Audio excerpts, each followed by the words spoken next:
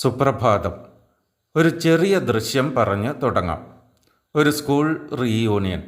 20 വർഷങ്ങൾക്ക് ശേഷം പഴയ വിദ്യാർത്ഥികൾ ഒരുമിച്ച് കൂടുന്നു. ആദ്യം എല്ലാവരും പേരുകൾ ഓർക്കാൻ ശ്രമിക്കുന്നു. നീ ഏത് ബെഞ്ചിലായിരുന്നു? നമ്മുടെ ക്ലാസ് ടീച്ചർ ആരായിരുന്നു? എന്നിങ്ങനെ. കുറച്ചു നേരം കഴിഞ്ഞ് സംഭാഷണം മാറുന്നു. ഒരാൾ പറയുന്നു, എനിക്ക് ഗണിതത്തിലെ ഒരു ഫോർമുല പോലും ഓർമ്മയില്ല.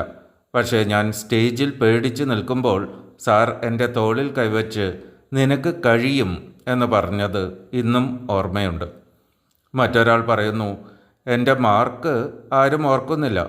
പക്ഷെ ഞാൻ കരഞ്ഞുകൊണ്ടിരുന്ന ദിവസം ഒരു സുഹൃത്ത് എന്നെ ഒറ്റയ്ക്ക് ഇരിക്കാൻ അനുവദിക്കാതെ വീട്ടിലെത്തിച്ചത് ഞാൻ മറന്നിട്ടില്ല. അപ്പോഴാണ് നമുക്ക് മനസ്സിലാകുന്നത്, മനുഷ്യരുടെ ഓർമ്മകൾ പലപ്പോഴും വിവരങ്ങൾ സൂക്ഷിക്കില്ല, വികാരങ്ങൾ സൂക്ഷിക്കും. ജീവിതത്തിൽ ആളുകൾ നമ്മുടെ വാക്കുകൾ മറന്നേക്കാം, തീയതികൾ മറന്നേക്കാം, നാം പറഞ്ഞ ഉപദേശങ്ങൾ പോലും മറന്നേക്കാം. പക്ഷെ അവർ നമ്മുടെ അടുത്ത് ഉണ്ടായിരിക്കുമ്പോൾ അവർ എങ്ങനെ അനുഭവിച്ചു എന്നത് വളരെ അപൂർവമായേ മറക്കൂ.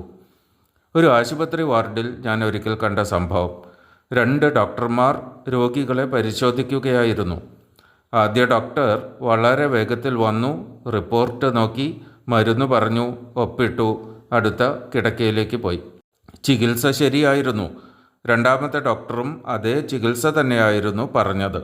പക്ഷെ അദ്ദേഹം 1 മിനിറ്റ് അധികം ചിലവഴിച്ചു.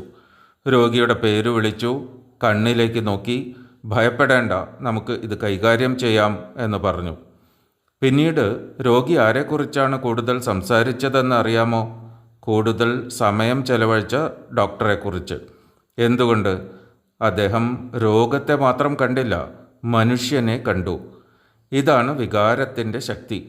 നമ്മൾ പലപ്പോഴും കരുതുന്നത് ആളുകൾ നമ്മുടെ നേട്ടങ്ങൾ ഓർക്കുമെന്ന്. ചിലപ്പോൾ ഓർക്കും, പക്ഷെ അവർ കൂടുതൽ ആഴത്തിൽ ഓർക്കുന്നത് മറ്റൊന്നാണ്. അവർ തെറ്റ് ചെയ്തപ്പോൾ നാം അവരെ അപമാനിച്ചോ? അവർ ഭയപ്പെട്ടപ്പോൾ നാം അവരെ ശാന്തരാക്കിയോ? അവർ വിജയിച്ചപ്പോൾ നാം അസൂയപ്പെട്ടോ സന്തോഷിച്ചോ? അവർ പരാജയപ്പെട്ടപ്പോൾ നാം വിധിച്ചോ കൂടെ നിന്നോ? ഒരു ചായക്കടയിലെ ചെറിയ സംഭവം. ഒരു തൊഴിലാളി മഴയിൽ നനഞ്ഞ് അകത്തു വന്നു.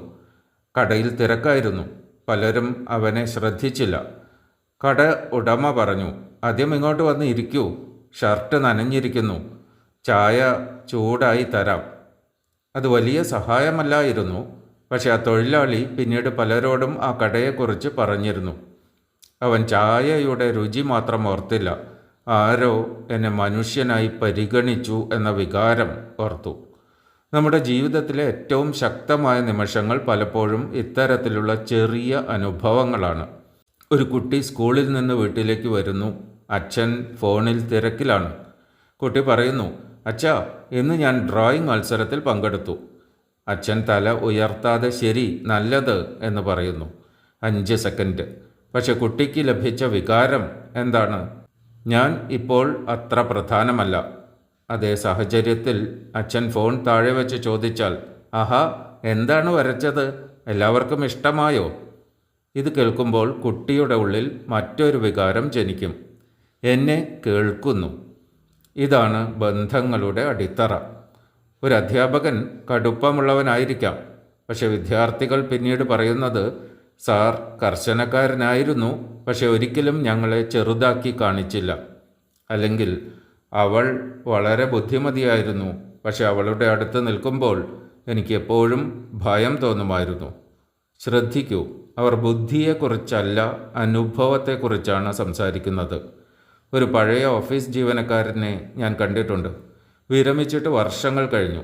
അദ്ദേഹത്തിന് 100 കണക്കിന് സഹപ്രവർത്തകരുടെ പേരുകൾ ഓർമ്മയില്ല. പക്ഷെ ഒരാളുടെ പേര് പറഞ്ഞപ്പോൾ അദ്ദേഹം ഉടൻ പറഞ്ഞു, അവൻ എല്ലായ്പ്പോഴും പുതിയ ജീവനക്കാരെ ലഞ്ചിന് കൂട്ടിക്കൊണ്ടു പോകുമായിരുന്നു. ആരും ഒറ്റപ്പെടാതിരിക്കുവാൻ നോക്കിയിരുന്നു. 20 വർഷം കഴിഞ്ഞിട്ടും ആ ഓർമ്മ നിലനിന്നു. എന്തുകൊണ്ട്?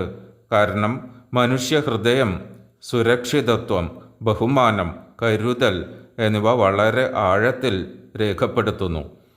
ഇന്ന് സോഷ്യൽ മീഡിയയിൽ നമുക്ക് വലിയ ഇംപ്രഷൻ ഉണ്ടാക്കാൻ എളുപ്പമാണ്. പക്ഷെ വലിയ ഇംപ്രഷനും വലിയ സ്വാധീനവും ഒരുപോലെയല്ല. ആളുകൾ നിങ്ങളുടെ ഫോട്ടോ ലൈക്ക് ചെയ്യാം, നിങ്ങളുടെ പ്രസംഗം പ്രശംസിക്കാം, നിങ്ങളുടെ വിജയം ആഘോഷിക്കാം. പക്ഷെ അവർ വർഷങ്ങൾക്കു ശേഷം ഓർക്കുക എന്താണെന്ന് അറിയാമോ? എല്ലാവരും എന്നെ വിമർശിക്കുമ്പോൾ അവൻ ശാന്തമായി എൻ്റെ വശം കേട്ടു. ഞാൻ പരാജയപ്പെട്ട ദിവസം അവൾ എന്നെ വിളിച്ചു. എനിക്ക് ഒന്നുമില്ലാത്ത സമയത്ത് അവൻ എന്നെ താഴെയായി കാണിച്ചില്ല. എൻ്റെ സന്തോഷത്തിൽ അവൾ സത്യമായി സന്തോഷിച്ചു.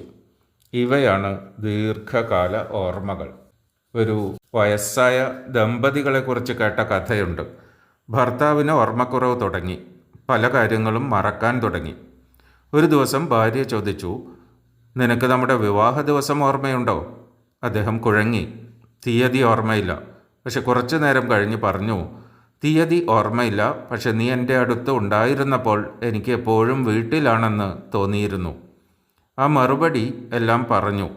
വിവരങ്ങൾ മങ്ങിപ്പോകാം, വികാരങ്ങൾ നിലനിൽക്കും. അതിനാൽ ഇന്നൊരു പ്രധാന ചോദ്യം നമുക്ക് സ്വയം ചോദിക്കാം. എൻ്റെ അടുത്ത് ഉണ്ടായിരിക്കുമ്പോൾ ആളുകൾക്ക് എന്താണ് അനുഭവപ്പെടുന്നത്? അവർക്ക് ബഹുമാനിക്കപ്പെട്ടതായി തോന്നുന്നുണ്ടോ? കേൾക്കപ്പെട്ടതായി തോന്നുന്നുണ്ടോ? സുരക്ഷിതമായി തോന്നുന്നുണ്ടോ? പ്രചോദിതരായി തോന്നുന്നുണ്ടോ? അല്ലെങ്കിൽ വിധിക്കപ്പെട്ടതായി, ചെറുതാക്കിയതായി, ക്ഷീണിച്ചതായി തോന്നുന്നുണ്ടോ? ഇതാണ് നമ്മുടെ യഥാർത്ഥ പാരമ്പര്യം. പദവികൾ മാറും, ശമ്പളം മാറും, ബിസിനസ് വളരും അല്ലെങ്കിൽ ചുരുങ്ങും, സർട്ടിഫിക്കറ്റുകൾ ഫയലിൽ കിടക്കും. പക്ഷെ ഒരു മനുഷ്യൻ തൻ്റെ ജീവിത കഥ പറയുമ്പോൾ അതിൽ നമ്മെക്കുറിച്ച് ഒരു വരി ഉണ്ടാക്കാം. അവനെ കണ്ടപ്പോൾ എനിക്ക് ധൈര്യം കിട്ടി. അവളുടെ അടുത്ത് ഞാൻ എന്നെ മറച്ചു വെക്കേണ്ടി വന്നില്ല. അവൻ എന്നെ ബഹുമാനിച്ചു. അവൾ എന്നെ മനുഷ്യനായി കണ്ടു. അതിനാൽ ഇന്ന് രാവിലെ വലിയ കാര്യങ്ങൾ ചെയ്യുവാനുള്ള സമ്മർദ്ദം കുറച്ച് മാറ്റിവെക്കാം. ഒരാളെ ശ്രദ്ധയോടെ കേൾക്കൂ. ഒരു ജീവനക്കാരനോട് പേര് പറഞ്ഞ് നന്ദി പറയൂ. ഒരു കുട്ടിയുടെ കഥ ഇടയ്ക്ക് മുറിക്കാതെ കേൾക്കൂ. ഒരു വിഷമിച്ച ആളോട് ഞാൻ നിന്നോടൊപ്പമുണ്ട് എന്ന് പറയൂ. കാരണം ജീവിതത്തിൻ്റെ അവസാനം ആളുകൾ നമ്മുടെ ബാങ്ക് ബാലൻസ് വിശദമായി ഓർക്കില്ല. പക്ഷെ അവർ തീർച്ചയായും ഓർക്കും, അവൻ വന്നാൽ എനിക്ക് സമാധാനം തോന്നുമായിരുന്നു. അവളുടെ അടുത്ത് ഞാൻ വിലപ്പെട്ടവനായി അനുഭവിച്ചിരുന്നു. അതുകൊണ്ട് ഇന്ന് നമുക്ക് ഒരു പുതിയ ലക്ഷ്യം വയ്ക്കാം. മറ്റുള്ളവരുടെ ജീവിതത്തിൽ വെറും ഓർമ്മയാകാതെ ഒരു നല്ല അനുഭവമായി മാറാൻ. കാരണം നിങ്ങൾ അവരെ എങ്ങനെ അനുഭവിപ്പിച്ചു എന്നത് ആളുകൾ അപൂർവമായി മറക്കൂ. നന്ദി. നിങ്ങളുടെ ഇന്നത്തെ ദിവസം മറ്റുള്ളവരുടെ ഹൃദയത്തിൽ ബഹുമാനം, സമാധാനം, കരുതൽ എന്ന വികാരം വിട്ടുപോകുന്ന ഒരു ദിവസമാകട്ടെ.